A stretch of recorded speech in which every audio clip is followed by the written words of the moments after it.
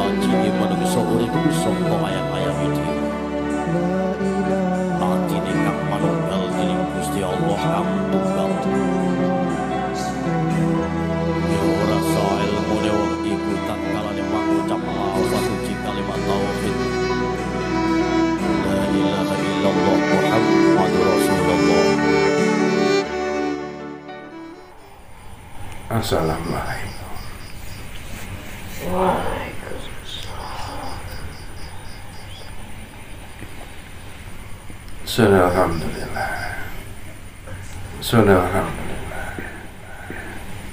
Bertemu karena Allah, berpisah karena Allah.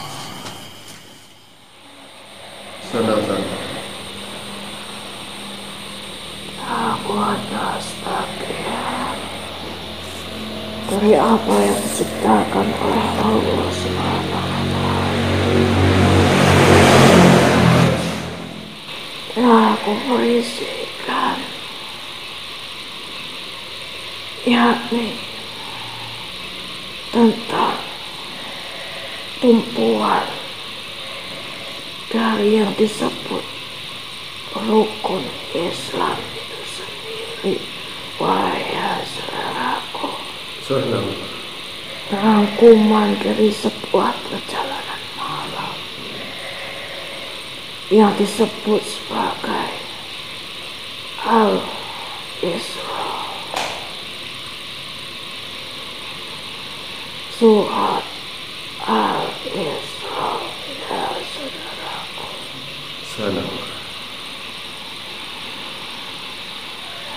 Surat yang memiliki keganjilan.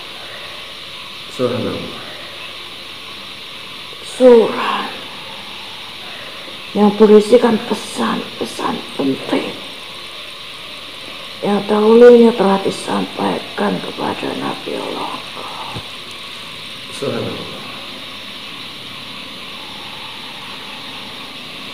Pesan berupa kabar baik untuk orang-orang mukmin dan berupa kemalangan untuk orang-orang yang tengah berbuat kesombongan di muka bumi. Padahal yang demikian, apabila mereka berbuat kesombongan, sungguh setinggi-tingginya mereka hendak menunjukkan derajat. Tiada lebih tinggi dari gunung yang diciptakan oleh Allah Subhanahu wa Ta'ala. Dan wahai saudaraku, mengapa dalam surat Al-Isra diberi nama rangkuman dari perjalanan semalam, yakni yang mengisahkan tentang mukjizat yang diberikan kepada Rasulullah Muhammad SAW yang memiliki perjalanan semalam dalam menjemput Isra Mi'rajnya.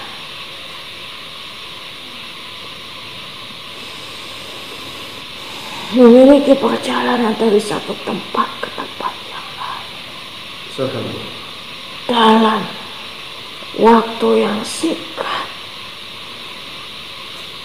yang mustahil bagi setiap pemikiran manusia. Namun sungguh tiada yang mustahil ketika Allah Subhanahu wa Ta'ala sudah berkehendak. Rangkuman dari perjalanan semalam, Allah memberikan pesan-pesan yang tertulis dalam surat Al-Isra itu sendiri, wahai saudaraku. Dan mengapa disebut sebagai tumpuan dari rukun Islam, wahai saudaraku? Kalimatnya adalah disebut sebagai syariat. Namun syariat tiadalah cukup hanya sebuah ucapan dan tindakan, wahai saudaraku, melainkan ada nilai-nilai yang terkandung di dalamnya.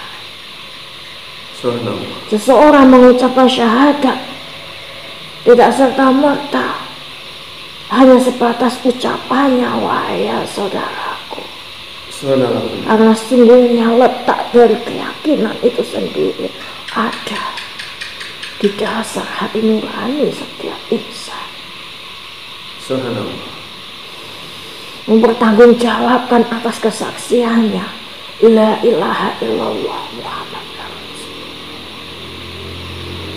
Tidak ada Tuhan selain Allah, dan Nabi Muhammad sebagai Rasulullah utusan Allah. Jadi dalam surat Al-Isra pun disebutkan, janganlah engkau sampingkan Tuhan engkau Allah subhanahu wa ta'ala dengan Tuhan-Tuhan yang lain. Dengan mengukuhkan bahwa keesaan Allah subhanahu wa ta'ala adalah yang maha hak, adalah yang maha benar. Hanyalah satu esa Tuhan yang maha tunggal, Allah subhanahu wa ta'ala. Dan apabila engkau mengesampingkan Tuhan engkau dengan Tuhan-Tuhan iman, sungguh pada Tuhan-Tuhan yang telah engkau saksikan keberadaannya selain Allah, hakikatnya mereka tunduk dan sujud di hadapan Allah subhanahu wa ta'ala. Mereka yang engkau dewakan dan mereka yang engkau tuhankan sesungguhnya tunduk di hadapan Allah subhanahu wa ta'ala. Dan apabila mereka tunduk di hadapan Allah subhanahu wa ta'ala, lantas kemana keimanan engkau akan dipertanggungjawabkan, wahai saudaraku. Dan di sana juga telah disebutkan, wahai saudaraku, abilah yang kedua disebut sebagai sholat. Secara syariat seseorang menjalankan sholatnya dengan gerakan yang demikian dan juga dengan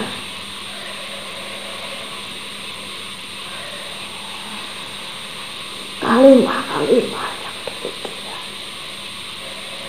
Namun jauh di dalam sholat itu sendiri terkandung makna-makna yang dalam, wahai saudaraku. Sholat bukanlah sekedar gerakan.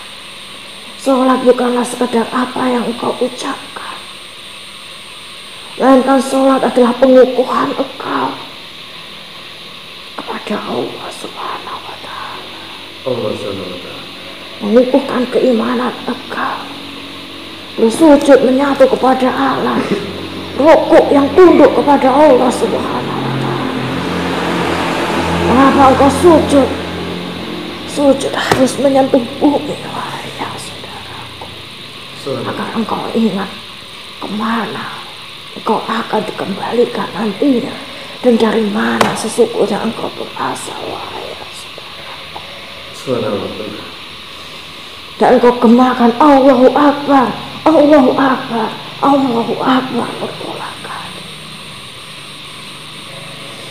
yakni tiada lain untuk menghidupkan kekosongan yang ada di dalam hati engkau, wahai saudaraku. Ketika dalam engkau beraktivitas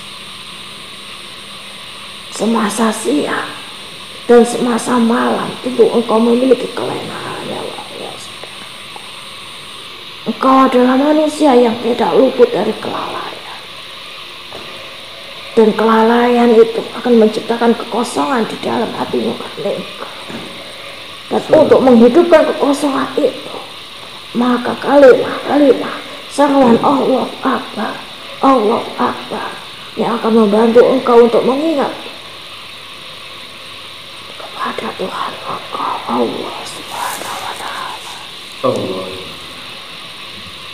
zakat, zakat, yakni mengingatkan engkau bahwa bagian dalam diri engkau, bagian dari harta yang engkau peroleh, sesungguhnya memiliki adalah hak dari orang lain juga, wahai saudara. Kaum duafa, para anak yatim, dan para janda-janda miskin, wahai saudaraku. Ada bagian dari mereka yang turut engkau genggam, yang apabila tidak engkau bersihkan, sungguh yang demikian itu akan menimbulkan riba, wahai saudaraku. Dan apabila riba engkau tanamkan ke dalam diri engkau, sesungguhnya engkau sedang mengotori diri engkau sendiri dengan perbuatan engkau, wahai saudaraku. Dan oleh karena itu disebutkan di dalam surat Al-Isra, pada setiap diri manusia telah dikalungkan, yakni berupa amal-amalnya. Pada setiap ucapan, perlakuan, dan di dalam hati nurani mereka akan dimintakan pertanggungjawaban di hari yang ditentukan,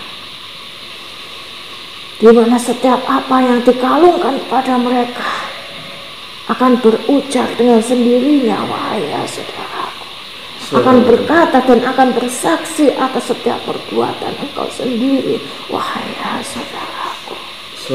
Di mana takaran yang sebenarnya akan engkau hadapi nantinya, penimbangan antara amal buruk dan amal baik. Sesungguhnya secara nyata di dalam dunia adalah wujud dari zakat itu sendiri, wahai saudara. Zakat yang artinya menakar, ada lain adalah menakar ketika engkau berada di dunia. Bisakah engkau menakar mana yang menjadi hakmu dan mana yang menjadi hak yang lain? Lalu di sana juga disebutkan, ya saudaraku,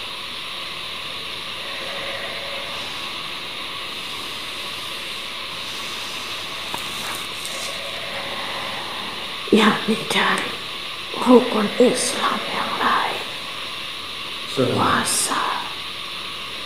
puasa secara syariatnya adalah menahan dari dahaga dan lapar engkau secara duniawi. Namun puasa yang sebenarnya adalah pengajaran yang lebih jauh dan lebih dalam daripada itu, saudara. Puasa hakikatnya adalah mengingatkan tentang keberadaan engkau yang sebelumnya, sebelum engkau dilahirkan ke dunia, wahai saudara. Engkau yang telah dikandung oleh ibu, engkau yang berada dalam kandungan ibu selama 9 bulan. Bertapa di dalamnya ibu engkau yang berpuasa ketika dalam mengandung engkau. Mengapa disebut berpuasa padahal ia makan? Karena apabila ia makan, justru ibu engkau yang berpuasa, wahai saudaraku. Engkau yang mengambil segala sari-sari makanan yang kau serap, sehingga tumbuhlah daging dan tulang-tulang engkau. Berpuasa sesungguhnya mengajarkan kepada engkau tentang pedihnya seseorang yang menahan dahaga dan laparnya. Begitu pula yang dirasakan oleh ibu engkau sebelum engkau terlahir, wahai saudara. Dan oleh karena itu, Janganlah sampai engkau mengucapkan kepada perintah kedua orang tua engkau, dan engkau mengucapkan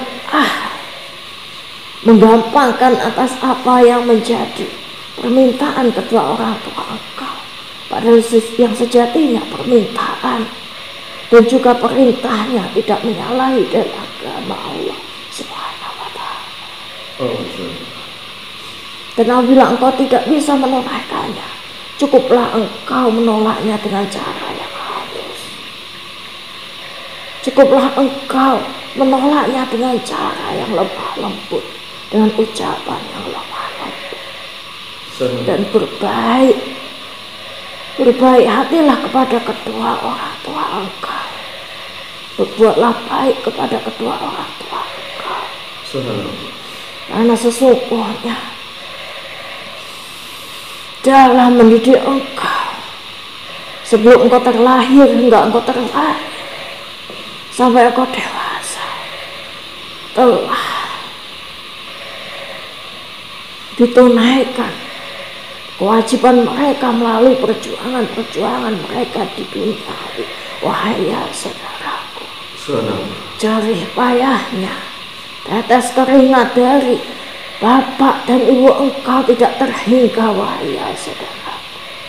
Dan tidak ada seorang anak pun yang mampu menghitung jasa kedua orang tuanya. Dan yang kelima, rukun yang kelima adalah menunaikan atas kekuatan apabila engkau berkuasa, dan tidaklah memaksa apabila engkau tidak berkuasa. Yakni untuk haji wada, haji yang pertama juga haji yang terakhir. Tidaklah engkau berulang-ulang ke sana, cukup hanya sekali. Namun yang menjadi awal dan terakhir engkau menunaikan rukun Islam yang terakhir. Tidak diperlukan berulang-ulang kali, wahai saudaraku. Cukuplah dengan sekali, dengan keyakinan, dengan ketetapan iman dan Islam, dan dengan rezeki yang baik, bukan rezeki yang didapat dari tangan-tangan yang kotor, yang pasti akan dilaknat oleh Allah Subhanahu wa ta'ala. Wahai ya saudaraku, sungguhnya Allah Subhanahu wa ta'ala telah memberikan dua pilihan untuk engkau. Bagi golongan yang menginginkan dunia, maka akan Allah segerakan untuknya. Oleh karena itu, Allah tetap memberikan ridho meskipun mereka menempuh dengan jalan-jalan yang susah. Dan janganlah engkau iri kepada mereka, wahai saudaraku. Meskipun mereka penuh dengan kenyamanan di dunia, namun sesungguhnya apabila mereka kembali, akan dikembalikan pada tempat seburuk. Dan golongan yang kedua adalah golongan yang menginginkan akhirat. Mereka akan kesusahan di dunia. Mereka akan menempuh ujiannya berlapis-lapis di dunia. Tidak senyaman golongan yang menginginkan dunia. Namun wahai saudaraku, sungguh golongan yang meminta akhirat, Allah akan senantiasa merahmatinya, wahai saudaraku. Dan Allah akan kembalikan ia pada tempat, pada jannahnya, pada surga dari Allah Subhanahu wa ta'ala. Sungguh Maha Suci Allah atas segala peristiwa-peristiwa yang telah dituliskannya dalam surat Lauhul Mahfuz. Begitupun yang telah terangkum dalam perjalanan malam sehingga turunnya surat Al-Isra ini, wahai saudara. Dan untuk mengingatkan supaya kaum-kaum yang telah dibinasakan sebelumnya oleh Allah Subhanahu wa Ta'ala, kekikirannya, kekafirannya tidak akan dipelihara oleh golongan-golongan Allah. Dan sungguh apabila mereka hendak mengotori diri mereka, sesungguhnya mereka tengah menuju ke jalan yang rugi. Dan apabila mereka memilih jalan keselamatan, sungguh Allah akan senantiasa memberikan keberkahan dan kenikmatan. Rangkuman perjalanan malam yang telah Allah turunkan dalam surat Al-Isra, semoga menjadi perbekalan engkau, wahai saudaraku, menjadi ilmu yang bermanfaat.